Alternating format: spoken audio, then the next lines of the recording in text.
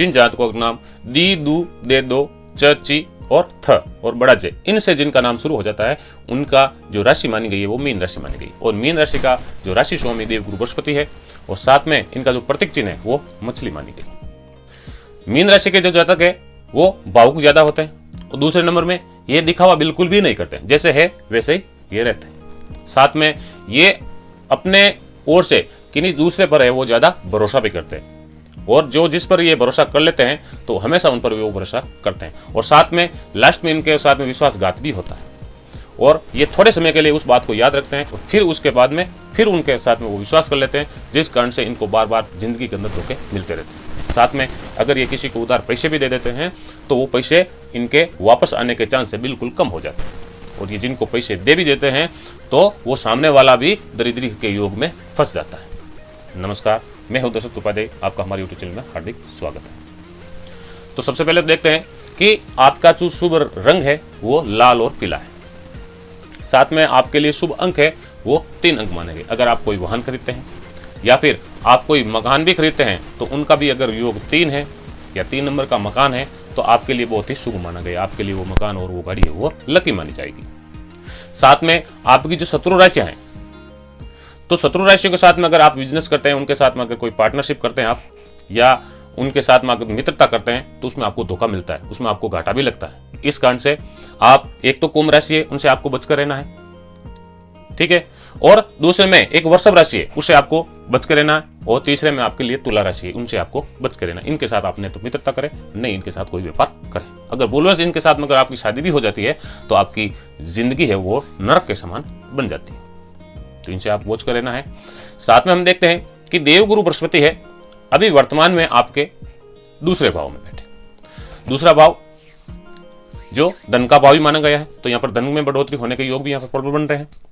और इनकी जो दृष्टियां हैं वो 5, 7 और 9 मानी गई। वैसे यहाँ पर साल का जो पूरा विवरण निकालते हैं तो लंबे समय तक एक राशि पर रहने वाले जो प्लेनेट रहते हैं उनके बारे में भी चर्चा करते हैं। तो सबसे पहले देखते हैं कि देवगुरु बृहस्पति वो 1 साल के लिए एक ही राशि में प्रवेश करते हैं और गोचर भी करते हैं। साथ में राहु और केतु ये 18 महीने के लिए गोचर माना जाता है इनका, और शनि महाराज का 2.5 साल का गोचर माना गया है। तो देवगुरु बृहस्पति आपके दूसरे भाव में आपको लाभ दे रहे हैं और उनकी जो 5वीं दृष्टि है वो आपके 6ठे भाव में, जो रोग, ऋण और शत्रु ये बढ़ाने के योग यहाँ पर प्रबल जाता है। तो आपके रोग भी हो सकता है, किसी प्रकार की छोटी मोटी बीमारी भी यहाँ पर बन रहा है योग, और साथ में आपके शत्रु भी यहाँ पर बनते दिखाई दे रहे हैं। और यहाँ पर आपके ऋण का भी अगर देखा जाए तो आपके ऋण हैं उनकी भी मात्रा बढ़ने की योग यहाँ पर दिखाई दे रहे हैं। और इनकी जो 7वीं दृष्टि है आपके 8वें भाव में पड़ रही है, जिस कारण से आपको लंबे समय से कोई बीमारी है जो चल रही है तो उसमें अप्रैल तक उसमें कोई फायदा नहीं होने वाला है। उसके बाद में जब देवगुरु बृहस्पति इनका जो राशि परिवर्तन हो जाएगा उसके बाद में उस जो बीमारी का आपको तोड़ भी मिल जाएगा। अब यहाँ पर इनकी जो 9वीं दृष्टि आपके करियर में पड़ रही है, ठीक है, तो इस कारण से आपके आर्थिक के मामलों में, आर्थिक रुपये पैसों से संबंधित जो भी दिक्कतें चल रही है तो उसमें थोड़ा बहुत निजात यहाँ पर मिलते दिखाई दे रहे हैं। और व्यापार इधर आपको अच्छा चलने वाला है, लेकिन खर्चे भी यहाँ पर ज्यादा है क्योंकि आपके 12वें भाव में शनि महाराज स्वयं विराजमान है। तो यहाँ पर खर्चे कर रहे हैं, विदेश यात्रा के योग बन रहे हैं, छोटी मोटी यात्रा भी यहाँ योग बन रहे हैं। साथ में शनि द्वादश होने के कारण, 12वें भाव में होने के कारण आपको लंबे समय से अगर कोई बीमारी चल भी रही है, ठीक है, तो उसका अब तोड़ है अप्रैल के बाद में है जो आपको मिल जाएगा और उसका सटीक इलाज आपको प्राप्त हो जाएगा और वो बीमारी है आपके लिए खत्म हो सकती है।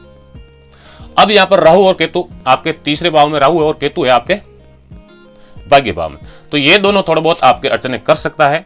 लेकिन अप्रैल 2024 के बाद में देवगुरु बृहस्पति आपके तीसरे भाव में आ जाएगी, तो उस समय आपके साथ में जो लांछन लगे थे, जो आपको मान सम्मान को ठेस पहुंची थी, तो उसमें आपको सुधार दिखाई देंगे। तीसरे भाव में मान सम्मान भी यहाँ पर आपको बढ़ेगा, आपकी ख्याति भी हो सकती है और आपका नाम शोहरत यहाँ पर बढ़ने के योग अप्रैल 2024 के बाद बन रहे हैं। और वहां से बैठ करके इनकी जो 5वीं दृष्टि आपके विवाह के भाव में पड़ रही है, आपके 7वें भाव विवाह का भाव माना गया है, वहां पर पड़ रही है, जिस कारण से जिनकी इनकी दृष्टियां जहां पर पड़ती है वो मंगल में मानी गई है। तो वहां पर आप जिन जातकों की अभी तक शादी नहीं हुई है तो उन जातकों का यहाँ पर शादी का योग भी प्रबल बन रहा है, वो भी अप्रैल 2024 के बाद पूरे साल के लिए। अब वहां से देखे जाए तो इनकी जो 7वीं दृष्टि है आपके भाग्य भाव में पड़ रही है, तो आपको भाग्य साथ नहीं दे रहा था, तो 22 अप्रैल के बाद भाग्य साथ देना यहाँ पर शुरू हो जाएगा।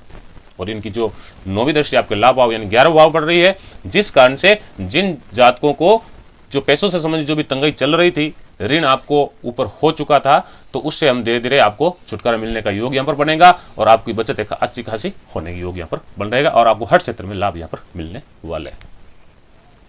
अब यहां देख लेते हैं कि आपके जो आप किसी चीज का आप दान करते हैं तो वो आप किस वस्तु का दान करते हैं, तो उसमें आप तांबा या केसर या पीली वस्तु कोई भी हो तो उसका अगर आप दान करते हैं तो आपको अच्छा लाभ मिलता है। आपके लिए शुभ रंग लाल और पीला बताया गया है। शुभ अंक आपके लिए 3 है ही। और इसके अलावा अगर कोई रत्न धारण करना चाहते हैं तो आप पुखराज धारण कर सकते हैं, वो भी या तो 3 रत्ती का ले सकते हैं या फिर 4 रत्ती का ले सकते हैं, ठीक है।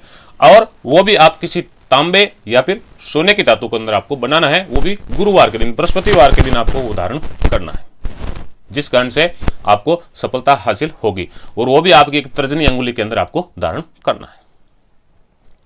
अब आपको देख लेते हैं कि आप जो देवगुरु बृहस्पति आपके राशि स्वामी होने के साथ साथ तो पीला जो रंग है वो इनको बहुत ही शोभी है, इस कारण से आपको पीले रंग में या फिर लाल रंग के अंदर आपको सफलता हासिल होती है। तो शनि जो है आपके 12वें भाव में बैठे हैं, ये आपको रोग या फिर ऋण है वो ज्यादा सता रहे हैं, तो आपको शनिवार के दिन पीपल के वृक्ष में आपको जल चढ़ाए और शाम के समय आप उसमें सरसों के तेल का अगर दीपक करते हैं तो आप में इस चीजों से आपको सफलता हासिल हो सकेगी।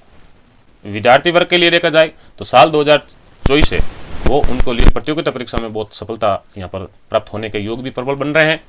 अगर आप कोई अप्रैल के बाद में कोई साझेदारी का अगर काम करते हैं तो उसमें आपको फायदा है, और लेकिन यहाँ पर मेहनत आपको जल्दी ज्यादा है वो करनी पड़ेगी।